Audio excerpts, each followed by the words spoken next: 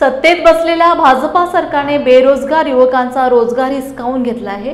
दिवसेंदिवस हे सरकार बेरोजगारांवर अन्याय करत असून राज्याचे मुख्यमंत्री हे बेरोजगारांचे खलनायक बनले आहेत। तेव्हा येणाऱ्या काळात महाराष्ट्रातील प्रत्येक तालुक्यात व जिल्ह्यात महाराष्ट्र प्रदेश काँग्रेस कमिटी अंतर्गत रोजगार विभागाच्या वतीने बेरोजगार युवकांना रोजगार उपलब्ध करून देण्यात येईल, अशी माहिती रोजगार विभागाचे प्रदेश संयोजक धनंजय शिंदे यांनी नांदेड शहर व जिल्हा काँग्रेस कमिटीच्या वतीने आयोजित पत्रकार परिषदेत दिली।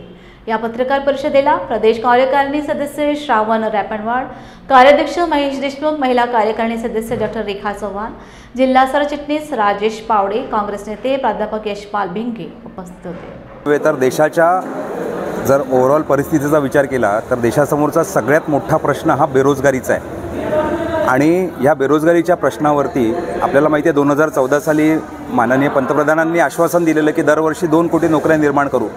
गेल्या 11 वर्षात 22 कोटी नोकऱ्या निर्माण होत्या त्या नोकऱ्यासुद्धा गेलेल्या आहेत सरकारच्या तुगलकी निर्णयामुळे। जसा नोटबंदीचा निर्णय घेतला तर रोजगाराच्या बाबतीत तरुणांच्याच नव्हे तरुणींच्याच नव्हे तर सर्वसामान्य माणसाचा रोजगार चाललेला आहे।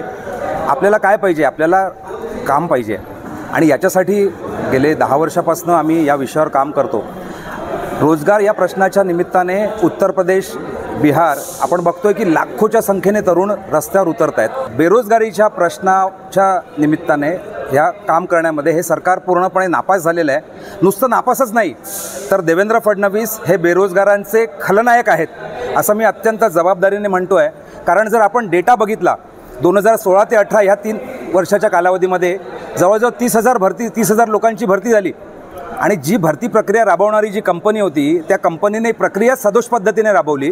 फडणवीसांनी ते प्रकरण दाबवलं, पूर्णपणे दाबलं ते प्रकरण आणि त्या कंपनीला ब्लॅकलिस्ट केलं गेलेलं आहे। US टेक्नॉलॉजी नावाची जी महापरीक्षा पोर्टलच्या माध्यमातून परीक्षा राबवलेली। त्यावेळेस IT मिनिस्टर फडणवीस, गृहमंत्री फडणवीस, मुख्यमंत्री फडणवीस, काय झालं त्या प्रकरणाचं? आणि त्याच्यानंतर ज्या परीक्षा झालेल्या आहेत, तलाठीची परीक्षा झाली असेल, आपल्याला माहिती आहे की 4,500 पदांसाठी 11 लाख अर्ज आलेले। पोलीस भरती झाली असेल, वन विभागाची भरती झाली, म्हाडाची भरती झाली, मृद जलसंधारण विभागाची भरती झाली। ह्या सगळ्या परीक्षांमध्ये स्कॅम झालेले आहेत आणि चोरी पकडली असून सुद्धा हे सरकार, गृह मंत्रालय, देवेंद्र फडणवीस काहीच करत नाही आहे। म्हणून महाराष्ट्रात जवळजवळ 50 ते 60 लाख सुशिक्षित विद्यार्थी आहेत जे स्पर्धा परीक्षांची तयारी करतात। काय प्रोग्राम तर आगामी काळामध्ये ह्या बेरोजगार युवकांसाठी, रोजगारक्षम युवकांसाठी, स्पर्धा परीक्षेच्या माध्यमातून स्वतःचं सरकारी नोकरीचं स्वप्न बघणाऱ्या युवकांसाठी काँग्रेस पक्षाचं एक व्यासपीठ तयार होईल। रोजगार विभागाच्या माध्यमातून आमची फादर बॉडी आणि संबंधित सगळ्या विंग्स आहेत, NSU असेल, यूथ विंग असेल, महिला काँग्रेस असेल, सगळ्या 42 विंग एकत्र येऊन एकतर ह्या प्रक्रियेमधले जे अन्याय होतो आहे, घोटाळा होतो आहे, ते घोटाळे दूर करण्यासाठी जमिनीवर उतरून आम्ही काम करू। अनेक वर्ष भरती खोळंबलेली आहे। कालच आम्ही संभाजीनगरला होतो, जे मृद आणि जलसंधारण विभाग जे आहे तिथे 3000 इंजिनियर्सची भरती व्हायची आहे। जवळजवळ 10 लाख विद्यार्थी अभ्यास करत आहेत, अनेक वर्ष ते अभ्यास करत आहेत, सरकार त्याची भरतीच काढत नाही आहे। आणि आपले संजय राठोड साहेब त्याचे मंत्री आहेत। संजय राठोड साहेबांनी मंत्री बनल्यापासून 26 डिसेंबरपासून आत्तापर्यंत 4दा सांगितलेलं आहे, आश्वासन दिलेलं आहे पोरांना, त्याच्या बातम्या आल्यात।